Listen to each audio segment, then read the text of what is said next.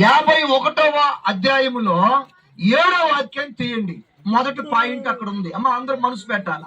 అదే ఇర్మియా గ్రంథంలో 51వ అధ్యాయములో 7వ వాక్యంలో మొదటి పాయింట్ చెప్తా, చదవండి గట్టిగా.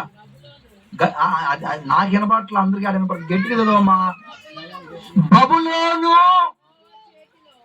బబులోను యెహోవా చేతిలో సర్వ భూమికి, అమ్మా, సర్వ భూమికి మత్తు కలిగించు బంగారు పాత్ర అయి ఉండేను.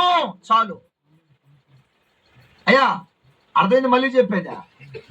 యేసు ప్రభు స్టార్టింగ్ లో ఏం చెప్పాడు ఇర్మియా? బబులోనులో నుండి పారిపోండి, బబులోనులో నుండి పారిపోండి. ఎందుకు పారిపోమన్నావు? అక్కడ ఏముంది?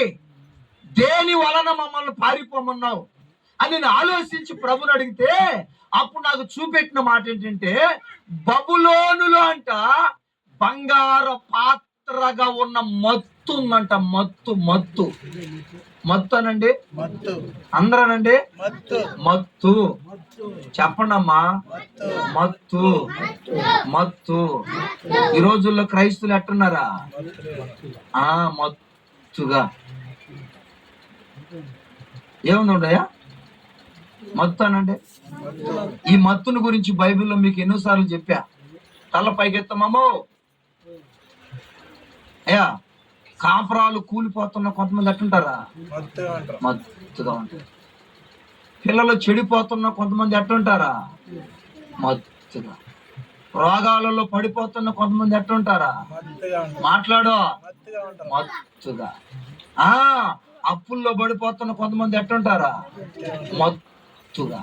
నేను బైబిల్ గ్రంథంలో మత్తును గురించి నేను చాలా పాయింట్లు చూసా. బైబిల్లో చాలా చోట్ల ఉంది మత్తు మత్తు మత్తు అని. తల్ల పైకెత్తు. శాంసోను ఒక ఆయన ఉన్నాడు బైబిల్లో. మనోడు పాపం ముక్కల కాడకు తాగి ఏందా మత్తు, ముక్కల కాడకు తాగి దిలీలియా తొడ మీద మత్తుగా పండుకున్నాడంట. ఎవరు తొడ మీద? దిలీలియా తొడ మీద మత్తుగా పండుకున్నాడు. మత్తు దిగిన తర్వాత చూస్తే కళ్ళు లేవు. అదే మళ్ళీ చెప్పేదమ్మా. మత్తు దిగిన తర్వాత చూస్తే అతనుకున్న ఎంటుకలు లేవు. మత్తు దిగిన తర్వాత చూస్తే కళ్ళు లేవు. మత్తు దిగిన తర్వాత చూస్తే అతను దేవుడి శక్తి లేదు. మత్తు దిగిన తర్వాత చూస్తే అతనిలో ఉన్న పరిశుద్ధాత్ముడు లేడు, వెళ్ళిపోయాడు. అందుకని బబులోనులో నుండి మనం ఎందుకు బయటికి వెళ్ళాలంటే, బబులోనులో నుండి మనం ఎందుకు బయలుదేరాలంటే, బబులోనులో ఏముందంటయ్యా? గట్టిగా చెప్పు. బబులోనులో ఏముందంట? ఇప్పుడు నీలో ఏముండకూడదు, నాలో ఏముండకూడదు, నీలో ఏముండకూడదు. కొంతమంది చూడండి పాపం మత్తుగా ఉంటారు. టైం 6 అవుతుంటది, పడక మీద నుంచి లేరు. ఆ భర్త అంటాడు, మోయ్ లేచి ప్రార్థన చేసుకోమే అంటాడు. ఈమెమంటది, ఉండయ్యా రాత్రి అంతా నిద్ర లేదు పాపం, దోమలు కొట్టుకోవటం పని అయిపోయింది నా పని, దోమలు కొట్టుకోవటం. మత్తు. ప్రార్థన చేయాలంటే మత్తు, బైబిల్ చదవాలంటే మత్తు, పాటలు పాడాలంటే మత్తు, అయ్యా చర్చికి రావాలంటే మత్తు, దేవుణ్ణి స్తుతించాలంటే మత్తు. నేను ఈ మాట మీకు చెప్పేటప్పుడు మీ స్వభావం మీకు కనబడట్లేదా? ఎన్నిసార్లు మత్తుగా లేవు నువ్వు? అర్థమైందా? అమ్మే నీళ్ళు బండి వచ్చిందా అంటారు కొంతమంది ఇంటి పక్కన వాళ్ళు. నీళ్ళు బండి